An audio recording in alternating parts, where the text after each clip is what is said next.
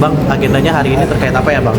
Ya, jadi kami dari tim kuasa hukumnya Ibu Vanessa tadi sudah baru saja mendampingi beliau dalam pemeriksaan beliau sebagai terlapor dalam kasus yang dilaporkan oleh yang menurut beliau tidak dikenal pelapornya siapa. Nah, untuk detail seperti apa, kronologisnya seperti apa, mungkin dari Ibu Vanessa bisa kita dengarkan lebih lanjut ya. Silakan boleh. Ya, Bu Vanessa. Ya. Hari ini saya mencabut, dalam rangka saya mencabut klarifikasi saya yang diundang ke Mabes Polri, karena saya diundang pada undangan klarifikasi itu orangnya ternyata setelah dicek saya tidak mengenal, seperti itu. Jadi mungkin apa ya, ketika masyarakat tidak betul-betul teliti itu bisa membahayakan. Saya rasa seperti itu. Jadi mungkin sebagai bayangkari, sebagai masyarakat, jangan sampai ada seperti saya atau anak-anak saya lah yang dibuat seperti ini. Bagaimana, Bang? Ya. Nah, dari klien kami juga sudah buat laporan ya di Polda Metro Jaya. Ini kalau bisa saya bacakan, ini terkait dengan pelanggaran pasal dugaan pelanggaran pasal 317 dan atau pasal 318 KUHP. Ya, ini yang diduga dilakukan oleh pelapor atas nama Agustinus Rismas. Ini coba laporannya. Mungkin atensinya dari Bapak Kadif Propam, Bapak Abdul Karim yang saya hormati, mungkin terkait saya itu karena saya masih bayangkari ya, gitu. Jadi mohon dikawal semua teman-teman juga. Terima kasih. Bu, mungkin bisa ceritakan lebih detail Laporannya apa sih, Bang? Iya, laporan terkait apa? Laporan tentang apa, Bang? Saya ulang ya. Oke, jadi laporan ini terkait tindak pidana pengaduan palsu. Ya, itu pelanggaran KUHP. Dugaannya pelanggaran pasal 317 dan atau pasal 318 KUHP. Terlapornya atas nama Agustinus Rismas. Oke, ini tanggal lapornya ini pertanggal 4 Agustus 2025. Agustinus ini siapa, Bang?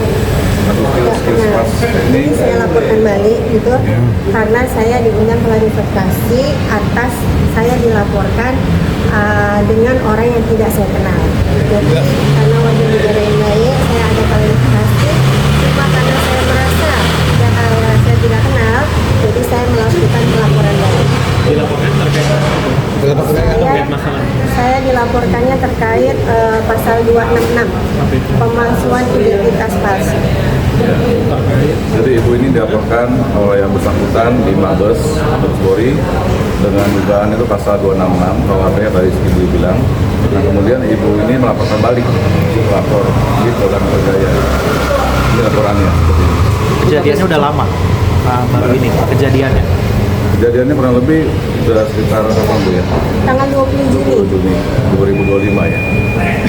Bu, mungkin sempat tanya sama orang terdekat atau siapa gitu, aku sebenarnya siapa gitu, saya nggak kenal tapi bisa melaporkan ya gitu loh.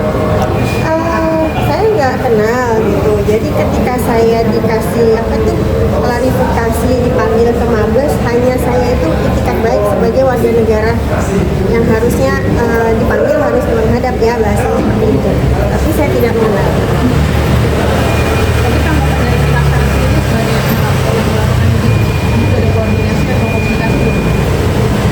Mungkin setelah ini mungkin kita koordinasi ya, Bang ya, mau ke bagian propam gitu, karena setelah terjadi seperti ini kepada masyarakat biasa, masyarakat biasa, mungkin tidak lanjutnya setelah ini kita mau melaporkan balik. Saya khususnya dilaporkan kenapa bisa diterima, sedangkan orang yang melaporkan saya itu saya tidak kenal. Kamu masih diinginkan sebagai ibu bayangkari juga mengganggu aktivitas dan nama baik terutama. Cukup mengganggu ya, cukup mengganggu laporan saya ini kepada saya cukup mengganggu sekali, juga kepada anak-anak saya gitu kan, merasa ketakutan mamahnya mau dikriminalisasikan gitu, sedangkan ada yang lain yang perlunya dikawal gitu, masalah penelantaran anak saya yang mungkin dilaporkannya di sini ya, Bang ya, di Propam.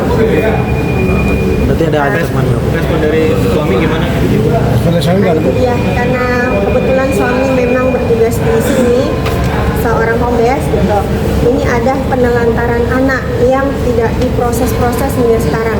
Padahal anaknya itu dari kelas 2 SD hingga sekarang harusnya kelas 2 SMP tidak disekolahkan.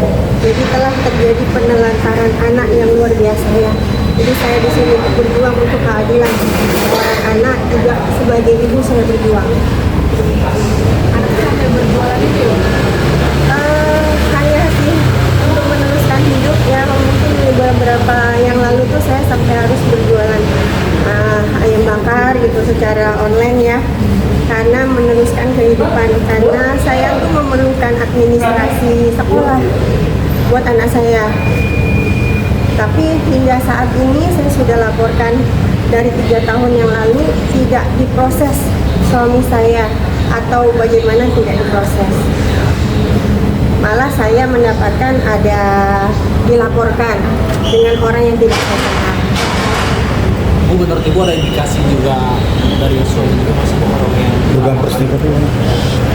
Itu bukan ini saya ya, ranah saya untuk menjawab. Mestinya harusnya yang melaporkan itu memberikan pembuktian gitu ya Bang ya.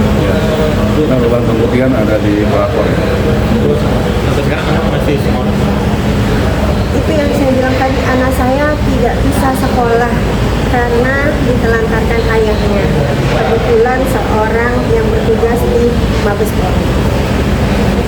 Itu cukup mengganggu psikologis anak sendiri. Kan namanya anak-anak kecil gitu ya, masih bermain atau gimana sih Bu menjaga atau merangkul anak kecil?